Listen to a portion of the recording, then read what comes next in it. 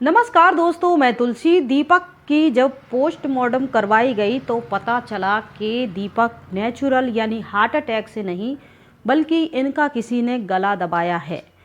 और इनके खाने में पहले तो नशीली गोलियां दी गई हैं और जब ये कुछ नशे में कुछ बेहोशी की हालत में जा चुके थे तब इसके बाद इनका रस्सी से गला दबाया गया है। कहने में तो ये आ रहा है कि दीपक की पत्नी एक हाथ से विकलांग है, गोद में 6 माह का बच्चा है, तो वो ये काम कैसे कर सकती है। आइए पूरी कहानी को जानते हैं कि क्या है पूरी कहानी। सरकारी नौकरी, रेलवे में सरकारी नौकरी कर रहा 29 वर्षीय दीपक बिजनौर के एक मुकंदपुर गांव का है और इनकी शादी 17 जनवरी 2024 को शिवानी नाम की लड़की से हो जाती है, जो कि हल्दौर गांव की है। इन दोनों की शादी हो जाती है। इसके बाद इनको एक बच्चा होता है जिसकी उम्र हाल फिलहाल 6 माह बताई जा रही है मीडिया रिपोर्ट्स के मुताबिक। अब ये दोनों अपने जीवन में खुश थे। शादी को ज़्यादा समय नहीं हुआ है, 1 ही साल हुआ है। ये इनकी अच्छी खासी नौकरी है दीपक की, सरकारी नौकरी। उससे पहले दीपक मणिपुर में फ़ौज में था। उसके बाद उन्होंने सोचा कि चलो कुछ कंपटीशन एग्ज़ाम की तैयारी करके, उसमें उनको मज़ा नहीं आ रहा था तो उन्होंने वो नौकरी छोड़ दी और फिर वो सरकारी नौकरी की तैयारी करने लगे। 2023 में उनका रेलवे में सिलेक्शन हो जाता है और वो एक अच्छी पोस्ट पे चले जाते हैं। 2023 में ही वह एक शादी समारोह में गए हुए थे जहां एक उनकी मुलाकात एक शिवानी नाम की लड़की से होती है। आंखों ही आंखों में दोनों से प्यार हो जाता है, लेकिन वो लड़की वहाँ से अपने अपने रास्ते सब चले जाते हैं। इसके बाद दीपक पता करवाते हैं कि वो लड़की कौन थी, कहाँ से आई थी। तब पता चलता है कि ये जो लड़की है अपने बुआ के घर आई थी छुट्टियों में और एक शादी समारोह अटेंड करने के लिए। वो पास के हल्दौर गांव की रहने वाली है और उसकी उम्र लगभग इतनी शादी लायक ही है, 23-24 साल की ये शिवानी नाम की लड़की होती है। देखने में सुंदर होती है, सुशील होती है, पढ़ी लिखी। फ़िलहाल कोई काम वो नहीं कर रही थी। दीपक अपने परिवार वालों से बात करते हैं, लड़की के बारे में पता करते हैं दोनों को। फिर परिवार वालों की ही मर्जी से दोनों की शादी हो जाती है 2024 में। शादी होने के बाद अच्छे से सब कुछ चल रहा था। दीपक की नौकरी थी बिजनौर के नवीबाबाद में और वहीं रेलवे स्टेशन के पास उनको एक क्वार्टर भी मिला हुआ था, लेकिन वो उस क्वार्टर में नहीं रहते थे। वो अपनी पत्नी और अपने माता पिता के और एक छोटा भाई था, उन सब परिवार के साथ गांव के ही घर में रहते थे। ये सब शिवानी को अच्छा नहीं लगता था क्योंकि शिवानी सोचती थी मेरा पति सरकारी नौकरी वाला है और हम यहाँ सबके साथ क्यों रहें, क्यों ना हम भी अलग घर लेकर रहें।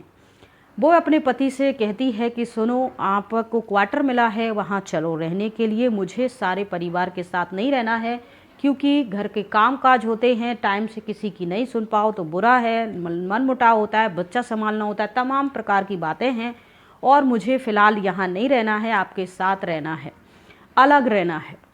इस बात पे दोनों की काफ़ी बहस होती है। लड़ाई झगड़ा होने के बाद दीपक फिर मान जाता है, सोचता है कि चलो कोई बात नहीं। शादी को अभी ज़्यादा समय नहीं बीता था, 1 साल 1-2 महीने ही बीते थे।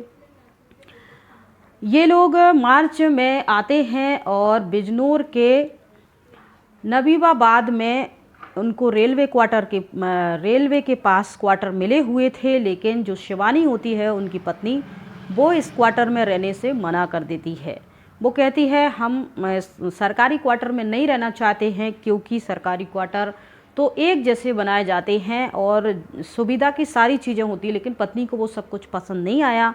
वो अपने अनुसार अपने हिसाब का घर चाहती थी और वो किराए के घर में अपने पति से जिद करती है कि वो किराए के घर में रहेगी। तभी नवीबाबाद में ही एक आदर्श कॉलोनी में दीपक एक किराए का घर लेते हैं जिसमें शिवानी और दीपक आराम से रहते हैं। यहाँ 1 ही महीना बीता है। दीपक ये सब कुछ बातें नोट कर रहा था। जैसे दीपक घर में आता था तो उसकी पत्नी का जो चेहरा है वो थोड़ा सा मुरझाया हुआ रहता था। उसके पीछे वो खुश रहती थी, सजती संवरती थी। दीपक को लगता था कि मेरी पत्नी का बाहर किसी से एक्स्ट्रा अफेयर है। ऐसा दीपक के मन में शक आ जाता है। अब अफेयर था नहीं था, ये इस बात की तो सोशल मीडिया पे फ़िलहाल कोई पुष्टि नहीं हुई है। इसके बाद दोनों में थोड़ा सा मनमुटाव होता है। दीपक कहता है कि मुझे लगता है तुम मेरे साथ खुश नहीं हो, तुम्हारा बाहर कहीं चक्कर चल रहा है।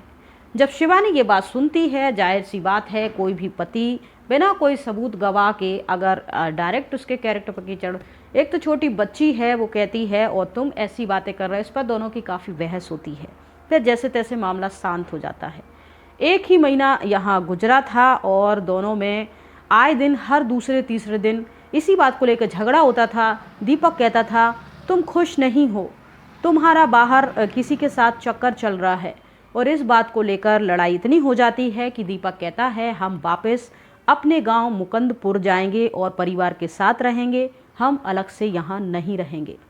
पत्नी वहाँ जाने से मना करती है, क्वार्टर में भी जाने से मना करती है और दोनों की आपस में लड़ाई होती है, काफ़ी बहस होती है। फिर धीरे धीरे मामला शांत हो जाता है। दूसरा दिन 4 अप्रैल 2025 का वो समय होता है दोपहर का। दीपक खाना खा रहा होता है और खाना खाते खाते अचानक से उसकी तबीयत खराब हो जाती है।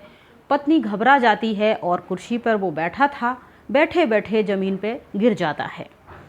जैसे ही ज़मीन पे गिर जाता है उसकी पत्नी को थोड़ा वो घबरा जाती है कि ये क्या हो गया है और अपने पति को लेके परेशान होती है। कभी हाथ देखती है, कभी सिर, कभी माथा, ऐसे चेक करती है अपने पति को। और जब कोई हलचल ना होने पर वह अपने देवर को फ़ोन करती है। देवर का नाम पीयूष होता है, जो कि गांव के घर अपने माता पिता के साथ रह रहा था। वो कहती है देवर जी आपके भाई को पता नहीं क्या हो गया है, खाना खाते खाते अचानक कुर्सी से गिर गए हैं और कोई हलचल नहीं कर रहे हैं, मुझे लगता है कोई साइलेंट अटैक आया है, मैं इनको लेके हॉस्पिटल जा रही हूँ। इसके बाद वो थोड़ी देर में अपनी सास को फ़ोन करती है कि मम्मी जी इनमें कोई हलचल नहीं, मैं हॉस्पिटल। और सामूहिक सेवा स्वास्थ्य केंद्र जो होता है वो छोटे से बच्चे को गोद में लिए अपने पति को भी वहाँ ले जाती है और सामूहिक सेवा स्वास्थ्य केंद्र में वो ले जाती है। इसके बाद वो कहते हैं हालत देखकर कि देखिए यहाँ तो कुछ नहीं हो पाएगा, आप एक काम कीजिए जिला अस्पताल इसको ले जाइए, ऐसा कह के वो रेफ़र कर देते हैं। इसके बाद बिजनौर जिला अस्पताल में पत्नी ले जाती है अपने पति को, जहाँ डॉक्टर देखते हैं और उसे मृत घोषित कर देते हैं। वही पत्नी बताती है कि सब कुछ घर में ठीक ठाक था, खाना खाते खाते ये अचानक गिर जाते हैं और फिर इनकी तबीयत बिगड़ती, शायद अटैक आया होगा। और वो बताती है कि रास्ते में हम लेके आ रहे थे तब ठीक थे, अचानक इनकी यहाँ आते आते मौत हो गई है। इनके देवर और सासू माँ और उनके चाचा ससुर तीनों हॉस्पिटल पहुँच जाते हैं। जैसे ही डॉक्टर बताते हैं कि उनकी डेथ हो चुकी है दीपक की, चिल्ला चौंट रोना धोना शुरू हो जाता है। शिवानी की रो रो कर हालत ऐसी हो गई थी कि वो कुछ कहने सुनने के, एक तो छोटा बच्चा भी उसके गोद में था, चक्कर आ जा रहे थे, दत्ती बच जा रही थी, मुंह से झाग आ रहे थे और उसकी हालत ऐसी हो जा रही थी तो कुछ कहने सुनने के। बाकी परिवार वाले भी रो रहे थे कि ये सब क्या हो गया। परिवार वाले डेड बॉडी को देखते हैं और घर ले जाने की तैयारी होती है। तब देवर को और उनके चाचा जो थे आपस में बातें कर रहे थे कि आजकल बहुत ऐसे केस बन रहे हैं कि पत्नियां पति को मार रही हैं। और मेरठ वाला केस उन्हें याद आ गया था कि उसकी पत्नी सौरभ की पत्नी मुस्कान ने अपने प्रेमी के साथ मिलकर पति को मार दिया था और सीमेंट में चुन दिया था। तब वो कहते बेटा हम पुलिस को बुला लेते हैं और पोस्टमार्टम करवा लेते हैं दीपक का।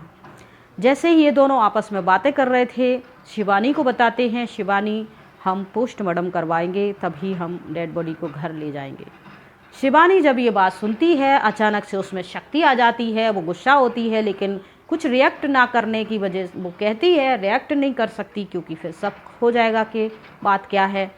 इसके बाद शिवानी कहती है इसकी कोई ज़रूरत नहीं है, सब ठीक है, डॉक्टर ने बता दिया है अटैक आया है और मेरे पति को मैं बहुत प्यार करती हूँ और मैं नहीं चाहती कि इनकी कोई चीरा फाड़ी हो, इसलिए मैं ये पोस्टमार्टम नहीं होने दूंगी। पुलिस को फ़ोन करते हैं। बिजनौर के नज़दीकी थाने से पुलिस आती है और फिर लाश को कब्जे में लेकर पोस्टमार्टम के लिए भेज देती है। जब पोस्टमार्टम रिपोर्ट आती है तो सबके पैरों के नीचे से ज़मीन खिसक जाती है। दरअसल पोस्टमार्टम रिपोर्ट में बताया गया था कि इनको कुछ नशीली बेहोशी की दवाई दी गई हैं और इसके बाद इनका रस्सी से गला रेतकर इनकी हत्या की गई है। जब ये बात पता चलती है तो फिर जो शिवानी पर ही शक जाता है, क्योंकि 1 महीने पहले ही ये लोग गांव पर आए थे और उसी से सब लोग पूछना शुरू करते हैं। पुलिस भी शिवानी से पूछती है, लेकिन वो उस अपने पति के लिए इतना रो रही थी, परेशान हो रही थी, छोटा बच्चा भी साथ में था, तो पुलिस भी थोड़ा सख्ती से पेश नहीं आ रही थी, नरमी दिखा रही थी।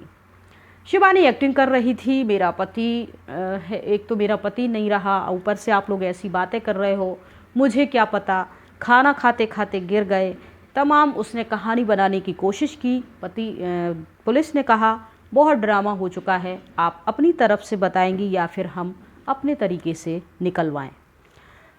तब शिवानी अपने पति को मारने की बात कबूल कर लेती है और जैसे ये सोशल मीडिया पर खबर फैलती है, सब लोग सोच में पड़ जाते हैं कि एक विकलांग लड़की जिसका एक हाथ काम नहीं करता है, सरकारी नौकरी वाला पति था, सब कुछ घर में संपन्नता थी, बच्चे थे, लव मैरिज हुई थी, दोनों अलग भी रह रहे थे, फिर ये सब कैसे हो रहा है। तो लोगों ने फिर नीचे कमेंट करना शुरू किया कि शायद शिवानी के मन में सरकारी नौकरी और उनका जो फंड बनता है उस पर उनकी लालच होगी, शायद वह दीपक से छुटकारा पा रही होंगी और दीपक को मार के उनकी सरकारी नौकरी के लिए खुद की उनकी लालच बड़ी होगी, फिर वो अपना घर अपने तरीके से बसाती। ऐसे तमाम प्रकार की लोग कमेंट करना शुरू हुए। पुलिस आई और जांच पड़ताल हुई और फिर ये लगा कि भाई शिवानी का एक हाथ तो काम कर नहीं रहा है, हो सकता है इनके साथ कोई और शामिल हो। तब शिवानी से पूछा जाता है, लेकिन वो अलग अलग कहानियाँ बताती हैं, बेहोश हो जाती हैं, फिर कहानियाँ बताती हैं, लेकिन स्पष्ट ये नहीं हो पाया।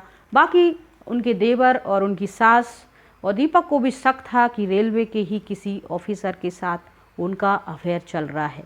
हालांकि इस बात की कोई पुष्टि नहीं हुई है और जो डीसीपी थे बिजनौर के, उन्होंने कहा है कि अभी जांच पड़ताल चल रही है और जैसे ही शिवानी सब कुछ बता देगी, क्लियर कर देगी, तो फिर ये बाकी की और बताएंगे। बाकी अभी ये सारा जो केस है कोर्ट में विचाराधीन है और चल रहा है, जल्द ही इस पर कोई फैसला आएगा, अपडेट आएगी और सजा। तो ये शिवानी ने बताया कि उन्होंने कैसे इस वारदात को अंजाम दिया। उन्होंने बताया कि उनका झगड़ा हुआ था 3 मार्च 2025 को। दीपक उन पर शक करते थे, छोटी बच्ची के कारण मैं घर में कुछ टेंशन में रहती थी, काम ठीक से कर नहीं पाती थी, बच्चे को संभालना होता था। दीपक को लगता था मेरा अफेयर है और वो इस बात से वो झगड़ा करते थे। मैं इन सब बातों से परेशान हो गई थी, इसीलिए मैंने 4 नींद की गोलियां उनके खाने में मिलाई और जैसे ही वो कुर्सी पे बैठे बैठे नींद उनकी लग गई, तब हमने एक हाथ से ही उनका गला दबाया। शिवानी ने सारा जो वारदात है अपने ऊपर ले ली और उनके साथ किसी ने उनकी मदद की, ये उन्होंने नहीं बताया। इसके बाद शिवानी ने कहा, मैं अपने बच्चे को लेकर छत पे धूप सेकने चली गई।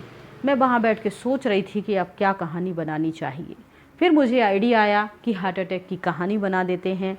मैंने अपने देवर पीयूष को फ़ोन किया, फिर सास को फ़ोन किया और फिर मैं अपनी बच्ची को गोद में लेकर इनको ऑटो में बिठाकर सामुदायिक स्वास्थ्य केंद्र गई। उसके बाद मैं जिला अस्पताल गई जहां इनको मृत, लेकिन चाचा ने और देवर ने ये पोस्टमार्टम वाली बात छेड़कर ये सब कुछ नहीं तो मैं पकड़ी नहीं जाती और सब कुछ ठीक हो जाता। तब शिवानी से पूछा गया कि तुमने ये सब कुछ क्यों किया, तो शिवानी ने इतना ही बताया कि उसने अकेले ने ही ये सब कुछ किया है, इसमें किसी दूसरे का कोई हाथ नहीं है। हालांकि इसकी जांच पड़ताल अभी जारी है और इसका कोई लालच नहीं है। बाकी क्या है क्या नहीं है ये सब कुछ तो फिर जब पूरा केस खुल जाएगा तब पता चलेगा।